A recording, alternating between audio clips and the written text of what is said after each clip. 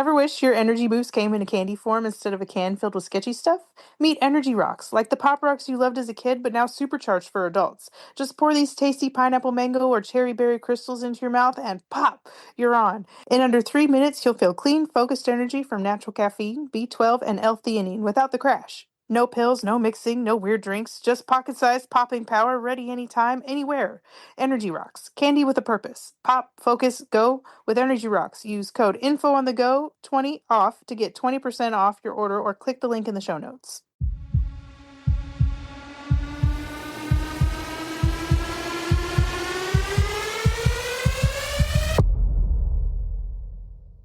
Hi, I'm William, And I'm Kat. and that makes this a dash of info.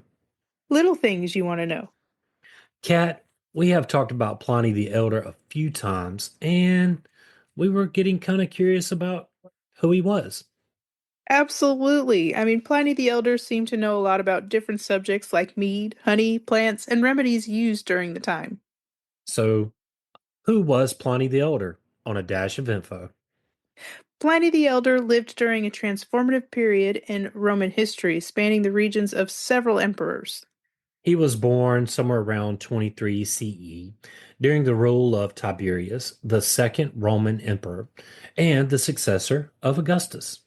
As a young man, Pliny witnessed the erratic and infamous reign of Caligula, followed by the more stable and scholarly administration of Claudius, under whom Pliny likely began his public and military career. We should do a whole thing on Caligula. Yes. He was one strange cat. During the reign of Nero, Pliny served as a military officer and began writing some of his early works. After Nero's death, the Roman Empire entered a brief but chaotic period known as the Year of the Four Emperors, during which Galbo, Otto, and Vitellius each ruled in rapid succession. That was a crazy time too. I believe it. That Yeah. sounds like a crazy wild time there. Stability was restored under Vespasian, the founder of the Fabian dynasty, who became a patron of Pliny and under whose reign Pliny served as a high-ranking official and wrote his great work, Naturalis Historia, or Natural History, in which we'll call it from here going out. Pliny died in 79 CE during the catastrophic eruption of Mount Vesuvius shortly after Titus, Vespasian's son, had ascended to the throne. Thus, Pliny's life intersected with some of the most pivotal rulers in the early Roman Empire. Pliny the Elder, or Gaius Plinius Secundus, was a Roman author, naturalist, and naval commander, best known for his encyclopedic work, Natural History. This massive 37-volume encyclopedia attempted to compile all known knowledge of the time on topics such as astronomy, geography, zoology, botany, medicine, mineralogy, and art. I think Pliny would have really liked our show. I would hope he would. I mean, he seems to be like engaging in a lot of different subjects here. He might be friends with Galileo in the afterlife. Yeah.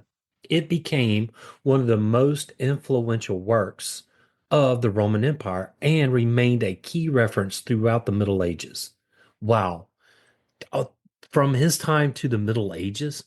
I mean, we're still even referring to it today. Yeah. Yeah, it is still around. We're going to get into a little bit about it here in a minute. Pliny the Elder's Natural History is one of the most remarkable literary and scientific achievements of the Roman world. Written around 77 CE, it was intended as an encyclopedia of all natural and human knowledge available to the Roman Empire at the time.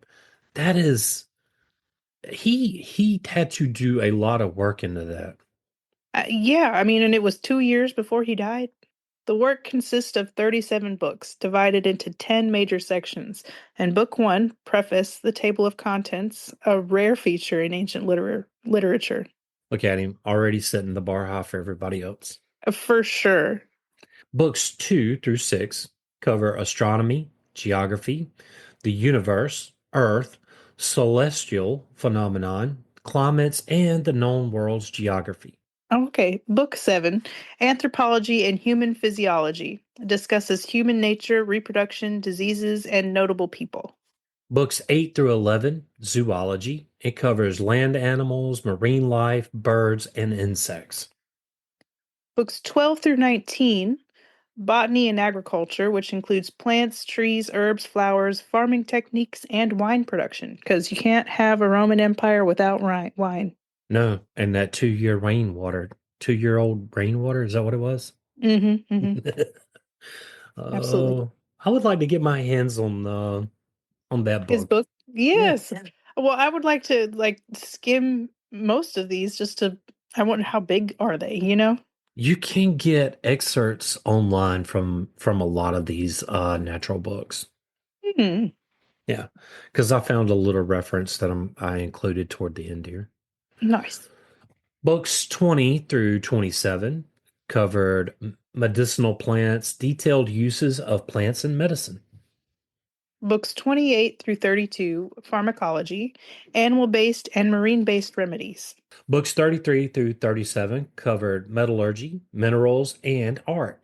One gold, silver, precious stones, and famous artists and artworks. Source-based writing.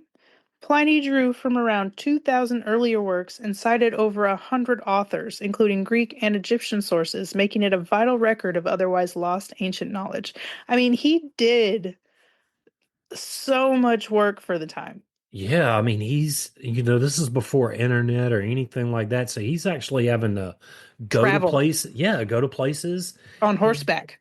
and to cite authors at the time. Like, I don't think we can really put into perspective how much work he really put into this natural history that he wrote. Well, I mean, probably not just on horseback, though, either. He was a naval commander, so he was probably just trailing over the Mediterranean Sea. Empirical curiosity, while it includes myths and errors, natural history demonstrates early empirical thinking, recording observations, comparing sources, and offering natural explanations where possible. Roman worldview. It reflects Roman imperial and religious ideology, often linking natural wonders to divine will or Roman virtue. Scientific influence. For over 1,000 years, it was a primary source of natural knowledge in Europe. Medieval and Renaissance scholars studied it as a scientific authority. The medieval time was a wild time. Okay. Yeah. I'm glad they were studying something. Didn't we cover some crazy stuff from the medieval time? I Uh, don't know if we've recorded it yet. well, I know during when we did our history of period products, there was some That's crazy true. stuff in there from that period. Wild times. Okay, wild times. Medieval times. As better as today, as going to watch some other people jousting and eating a chicken bone. Okay, leg, chicken leg, off the bone. It's a wild time. Historical insight. It preserves knowledge of now lost ancient science, art, medicine, and geography. Model for encyclopedias. It inspired the very idea of collecting and organizing all knowledge, a tradition that continues into modern encyclopedias and databases. True glory consists in doing what deserves to be written and writing what deserves to be read. Natural History, Preface. Yeah, see, found a little excerpt. I like That, that. well, that was the only thing that I found that could really fit into this show. So, this vast and detailed encyclopedia, Natural History, which survives nearly in full today. Which is That wild. that is amazing. They have had to carefully hand this down throughout time. Yeah. Because back then there was no copier or anything. If it was going to be copied, it was done by hand. Mm-hmm. Mm-hmm. And we all know the telephone game Oh, yes. and how Yes. things can be misconstrued and all that good stuff. So to have it nearly in full today is insane to me. Yep. It is amazing. This is the main reason we know so much about Pliny the Elder today, because he cited his sources extensively, over 100 authors and 2,000 works. Historians have been able to study not just Pliny's knowledge, but also that of earlier thinkers whose works are now lost. Yeah. I mean, he preserved history. Hmm. The second reason we know so much about Pliny the Elder is the eyewitness account by his nephew, Pliny the Younger. That's cute. Yeah, my question, I know that his father was not called Pliny the Elder, No, I don't know what but he had been called. Well, well, there's a brief reference of his father. I didn't include his father and his mother because there was just like I couldn't really find some real good cited sources for it, so I didn't include it. it's hard to find real good cited sources online unless you're going to the actual places Yeah, where they have their digitalized copies or even still hard copies because they haven't digitalized everything. true. Pliny the Younger, who was also a writer and statesman, provided a first-hand account of Pliny the Elder's death during the eruption of Mount Vesuvius. In two famous letters to the historian Tacitus, he described in detail both the eruption and his uncle's actions. These letters are among the earliest surviving eyewitness accounts of a volcanic eruption and are crucial for our historical understanding of both Pliny and the disaster. Pliny was also a high ranking officer in the Roman Navy. He died during the eruption of Mount Vesuvius in 79 CE, which buried the city of Pompeii and Herculaneum. Mm. I mean, yeah, we're still unburying folks from Pompeii. Yeah, Pompeii was Pompeii was a wild city. That was rough. Yeah. I mean, some of the artwork that was, the artwork was still on the walls and stuff. Pompeii could definitely make a very interesting episode somewhere down the road. But to your point, Absolutely. it's like a snapshot in time that we're the stuff that we're uncovering. Yeah, no, I mean, you still see whole people doing whole people things. Yeah. According to his nephew, Pliny the Younger, he sailed across the Bay of Naples to observe the eruption more closely and to help with rescue efforts, but succumbed to toxic fumes. So, he didn't die from the volcano. I mean, he died from the gases of the volcano, Right. which to me, I don't know which one would be worse. Mm, We're still mm. talking about Pliny the Elder today because of his works, Natural History, which is one of the most comprehensive surviving records of ancient knowledge and Roman thought. It preserved countless facts, theories, and cultural beliefs from antiquity, many from sources that are now lost, making it an essential resource for historians, scientists, and classicists. Pliny's approach to organizing knowledge laid the groundwork for later encyclopedias. It shaped the tradition of gathering and systematizing information.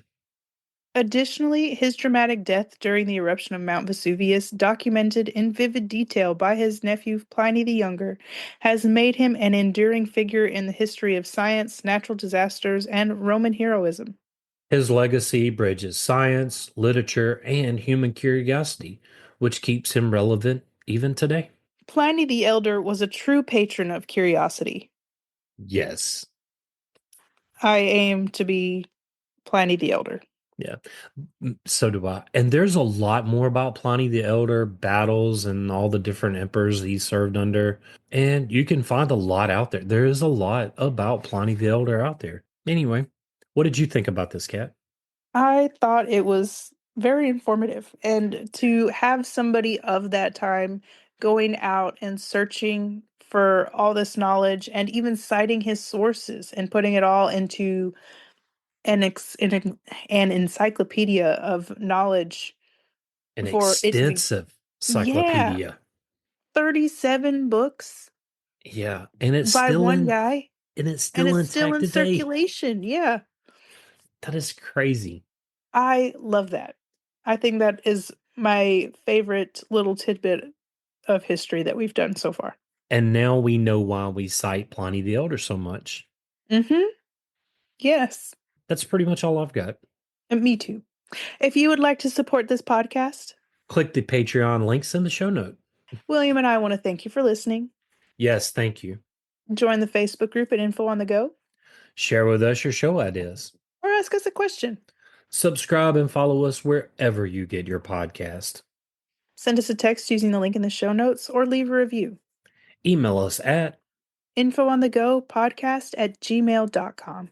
and yes, that is all one word. Till next time. Stay curious.